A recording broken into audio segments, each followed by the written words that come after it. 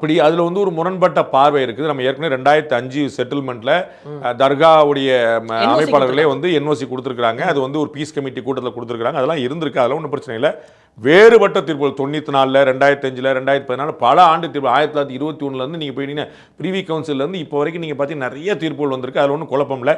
இங்கே தர்காவுக்கு எதிராகவோ தர்காவுக்கு முரணாகவோ இஸ்லாமிய பெருமக்களுடைய வழிபாட்டுக்கு முரணாகவோ எந்த சர்ச்சையும் இல்லை. நான் வேற ஒரு பேட்டில் சொல்லும்போது சொன்னேன், நாகூர் தர்காவுடைய சந்தனக்கூடு திருவிழா தெருவெங்கும் நடக்கிறது. வேளாங்கண்ணி மாதாவுடைய தேர்பவனி வீதி எங்கும் நடக்கிறது. அதெல்லாம் யாரும் தடுக்கல. அது வழி எங்கும் நிறைய இந்து கோயில்கள் இருக்கும், பிள்ளையார் கோயில் இருக்கும், முருகன் கோயில் இருக்கும், சிவன் கோயில் இருக்கும், பார்வதி அம்மா கோயில் இருக்கும். எந்த பிரச்சனையும் யாருமே எழுப்பினதில்லை. அதே போல் இங்கேயுமே எந்த முரண் எழுப்பல. நான் அறிந்த வகையில் இஸ்லாமிய பெருமக்கள் அதற்கு ஒரு எதிர்ப்பை தெரிவிக்கவில்லை.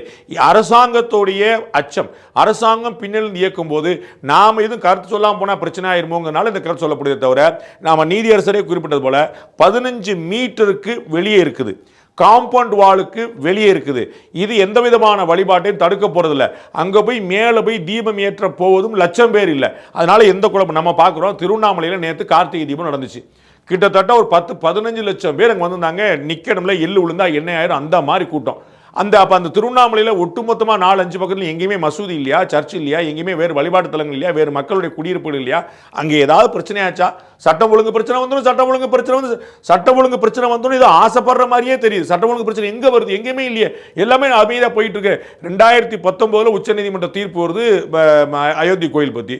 இன்னைக்கு வரைக்கும் ஒரு சிக்கல் இல்லையே, எல்லாருமே அருமையாக போய் வழிபாடு. அந்த வழக்கை தொடர்ந்தவர் பாபர் மசூதிக்கு ஆதரவாக, ராமர் கோயிலுக்கு எதிராக வழக்கை தொடர்ந்து பரம்பரையாக 3ஆவது தலைமுறையாக தொடர்ந்தவரே அவரே வந்து இந்த கோயிலுடைய பிராண பரிசீலனை வந்து உட்கார்ந்திருந்தாரு. அப்ப இவர்களுடைய நோக்கம் என்னவா இருக்கு அப்படிங்கிறது அரசியல் ரீதியாக பார்க்க வேண்டியிருக்குது. தர்காவுக்கு இதுல எந்த சம்பந்தம் இல்லை, தர்காவுக்கு எதிராக முரணாக எந்த விஷயமும் நடக்கல. இது ஒரு தனி வழிபாடு. நீதியரசர்கள் ரொம்ப தெளிவாக சொல்லியிருக்காங்க.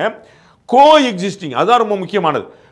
உங்களுடைய இறைவன் உங்களுக்கு, எங்களுடைய இறைவன் எனக்கு, ரெண்டுலையும் முரண் கிடையாது. இது வந்து உங்களுடைய சித்தப்பா வேற, என்னுடைய சித்தப்பா வேற. அப்ப உனக்கு வேற சித்தப்பா, எனக்கு வேற சித்தப்பாங்கிற சண்டையே கிடையாது. தண்டவாளம் மாதிரி யார் பெரியவர் யார் சிறியவர் பிரச்சனையே கிடையாது. இங்க அதானே ஒரே நேரத்தில் ஒரே நிகழ்ச்சி நடக்குது. அப்ப இந்த பிரச்சனை வர நம்ம புரிஞ்சுக்க முடியும். அப்ப 1-2 போல நம்ம வந்து தேவர் ஜெயந்திக்கு வந்து பாத்தீங்கன்னா மரியாதை செலுத்துறக்கா போவாங்க பசுமொன்னுக்கு.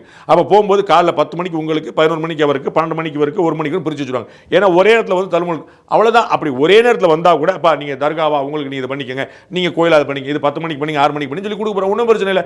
இந்த தீபமும் இவர்கள் நாள் முழுக்க வருடம் முழுக்க ஏற்ற சொல்லி கேட்கல.